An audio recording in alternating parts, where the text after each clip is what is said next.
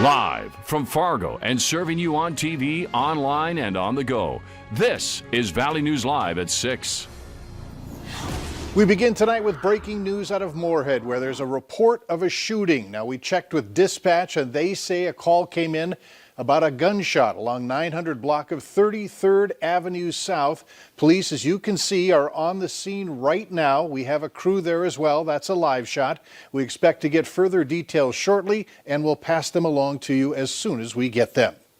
On to weather now, where whatever snow that fell earlier today is likely gone. That's the good news. That was just the appetizer, however, in this wintry dish that Mother Nature is serving us this weekend.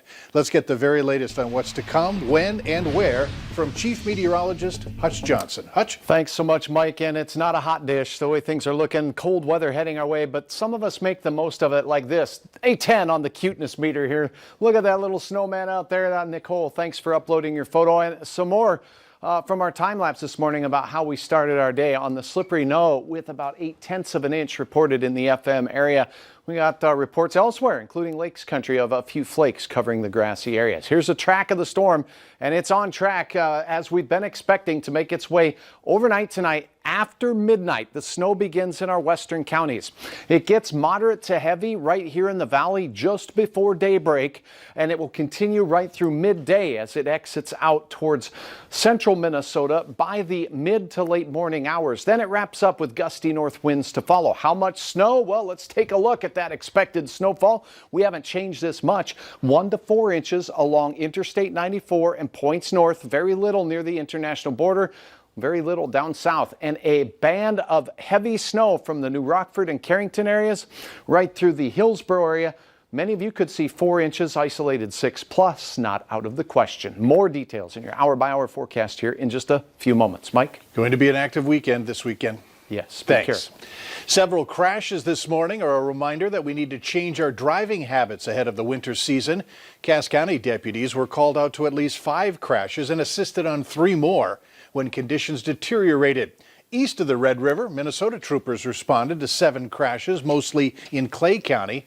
At one point, there were 4 crashes at once along I-94 and Highway 10.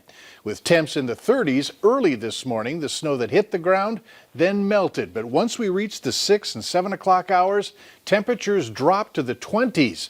The same recipe for disaster that could happen tonight. The snow that had melted on the road surfaces froze right over, so people were slipping and sliding into the ditches. As a driver, you should also turn off your cruise control, and for the latest road conditions, download the Storm Team weather app.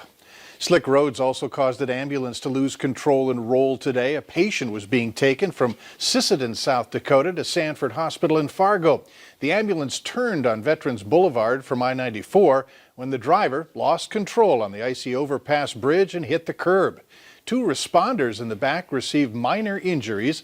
The patient was sedated. It's unknown if he suffered any injuries from the crash. North Dakota has submitted its COVID-19 vaccination plan to the CDC.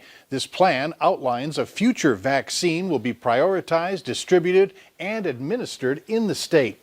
North Dakota included pharmacies, long-term care facilities, and other key stakeholders in the planning process.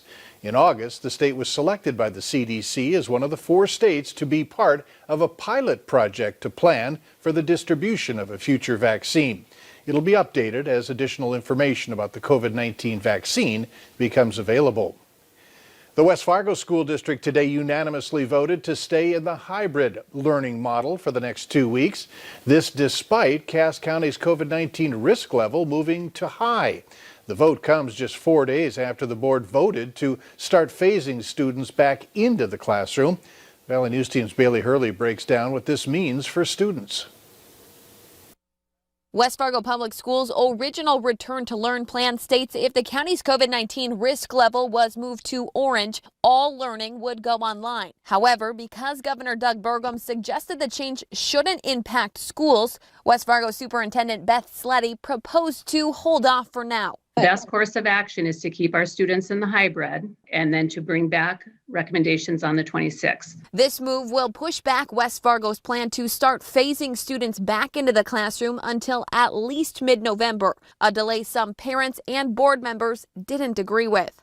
and still grappling with. We're going to bring it back in mid-November, and then it's Thanksgiving, and then we have a short month in December. Why do we even want to do that? But Superintendent Sleddy says depending on the staffing and social distancing space, some schools may be able to make that transition sooner than others. And added health officials from both Fargo-Cass Public Health and Essentia Health are on board with the direction the district is going. And they are also very comfortable with us bringing more students on site. With many other schools in the state already phasing their students back into the classroom, both board members and parents say now is the time for West Fargo to make the change too. Why Fargo? Why Bismarck? Why Mandan? Why Grand Forks? Why Jamestown? Why Castleton? Why Shanley? Why can't West Fargo? I just think that we wait too long with our high school and middle school kids, and our teachers' burnout is going to be really, really high, as it is already. All saying while they understand the seriousness of Cass County's new risk level, teachers and students can't get lost in the mix. In West Fargo, Bailey Hurley, Valley News Live.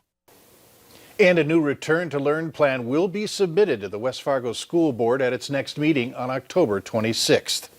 Despite an uptick in COVID-19 cases, students and staff at Central Cass School will stay in the classroom. Superintendent Morgan Fornes says students grades 7 through 12 will only be learning from home on Wednesdays and staying in the classroom all other days of the week. The other grades will stay in person Monday through Friday. The district reported that 3% of its students tested positive for COVID-19 this past week, which led to about 37% of the student population considered close contacts. Formal charges have been filed against a Fargo man accused of fleeing from officers and attempting to run over a highway patrol trooper. 26-year-old Andrew Booth is charged with attempted aggravated assault against a peace officer, reckless endangerment, and fleeing. On Wednesday, troopers say they tried stopping Booth for traveling 95 in a 55 zone on I-94. The chase ended for safety reasons. Authorities later spotted Booth at a Fargo home, and that's when he's accused of steering toward a trooper. The trooper was treated and released from the hospital. A North Dakota Air National Guardsman has been accused of sexually assaulting a co-worker he was supervising. Eric Clemenson is charged with sexual imposition by force. Authorities say the 19-year-old victim went out with a group of co-workers, including Clemenson. He insisted on sleeping on her couch because he was too drunk to drive. He's accused of climbing into her bed and assaulting her. The woman charged with murdering a Northwood, North Dakota teenager says she's not guilty. Authorities say Samantha Wilson used a pistol to fire at least one round that hit 15-year-old Jonah Borth in the chest and throat area. As she was being taken to jail, Wilson is accused of being uncooperative and banging her head on the windows and cage of the patrol car. She's also accused of spitting blood on at least one correctional officer. How a higher COVID-19 risk level will impact your access to city buildings in Fargo and West Fargo. Until tomorrow midday, we have a winter weather advisory for our northern counties along Highway 200 and points north. Snow beginning out to the west near Williston. Your hour-by-hour forecast on how much snow to expect and what does Sunday look like. Coming up right after this.